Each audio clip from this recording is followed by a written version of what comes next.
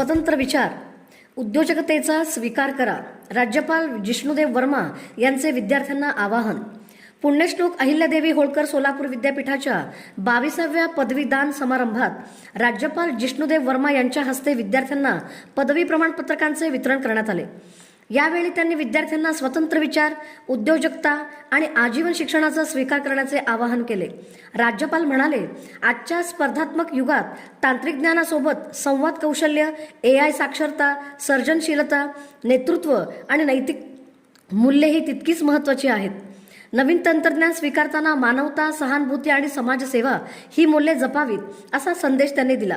समारंभात ज्येष्ठ शास्त्रज्ञ पद्मभूषण प्राचार्य डॉक्टर श्रेष्ठराज जोशी यांना मानद DS आणि सामाजिक कार्यकर्ते पद्मश्री गिरीश प्रभुणे यांना मानद D.Lit पदवी प्रदान करण्यात आली. यंदा 11,881 विद्यार्थ्यांना पदवी, 162 जणांना PhD आणि 27 सुवर्ण पदके देण्यात आली. त्यापैकी तब्बल 44 सुवर्ण पदके विद्यार्थिनींनी पटकावत शिक्षणातील मुलींची उल्लेखनीय कामगिरी अधोरेखित केली.